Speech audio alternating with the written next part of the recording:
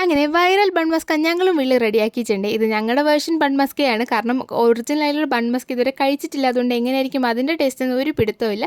അതുകൊണ്ട് ഞങ്ങൾ ഞങ്ങളുടേതായ രീതിയിൽ റെഡിയാക്കി എടുക്കുകയാണ്. അപ്പോൾ അതിന് വേണ്ടി ആദ്യം മാവ് എടുത്ത് വെക്കുന്നിട്ട് പാലും അതിലേക്ക് ഈസ്റ്റും പഞ്ചസാരയും ഒരു ശകലം ഉപ്പും കൂടെ ചേർത്തിട്ട് ഈസ്റ്റ് ആദ്യം മാറ്റി വെക്കണം. ആ ഒരു ഈസ്റ്റിൻ്റെ മിശ്രിതം മാറ്റി വയ്ക്കുക. അത് കുറച്ച് കഴിയുമ്പോഴേക്കും റെഡിയാവും. എന്നിട്ട് നമ്മൾ നേരത്തെ എടുത്തിട്ടുള്ള ആ മൈദ മാവിലേക്ക് ഇത് ചേർത്ത് കൊടുക്കുക. എന്നിട്ട് അതിലൊരു മുട്ടയും കൂടെ ചേർത്ത് നന്നായിട്ട് കുഴയ്ക്കുക.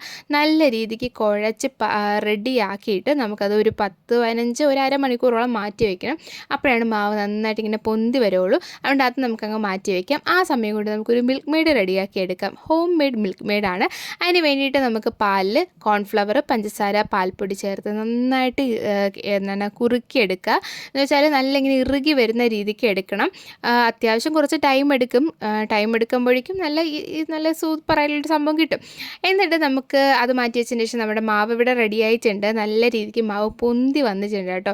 എന്നിട്ട് നമുക്ക് ഈ മാവ് ഇതുപോലെ ഒരു പാത്രത്തിൽ എണ്ണയൊക്കെ തേച്ചിട്ട് അതിലേക്ക് മാവിങ്ങനെ പരത്തി എന്നിട്ട് ഉരുട്ടി കുറേ നേരം ഇങ്ങനെ ഉരുട്ടി നല്ല ഇങ്ങനെ റോള് പോലെ നമുക്ക് റെഡിയാക്കി എടുക്കണം.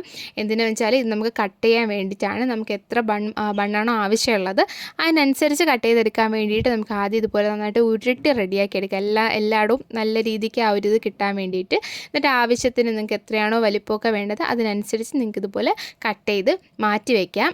എന്നിട്ട് ഇനി അടുത്തത് കട്ട് ചെയ്ത ഓരോന്നും ഇതുപോലെ ബണ്ണിൻ്റെ രൂപത്തിലാക്കി എടുക്കുക എന്നുള്ളതാണ്.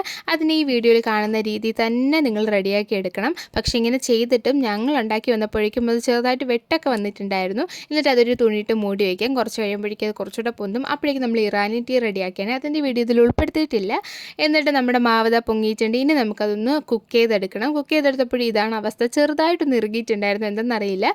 എന്നിട്ട് നമുക്കിത് ഇവിടെ മസ്ക ക്രീം റെഡിയാക്കി എടുക്കാം. അതിന് വേണ്ടിയിട്ട് ബട്ടറൊക്കെ ചേർത്ത് നമ്മുടെ മിൽക്ക് മെയ്ഡും ഒക്കെ ചേർത്തിട്ട് അതിങ്ങനെ അടിച്ച് റെഡിയാക്കി എടുക്കുകയാണ്. അപ്പോഴേക്കും നമ്മുടെ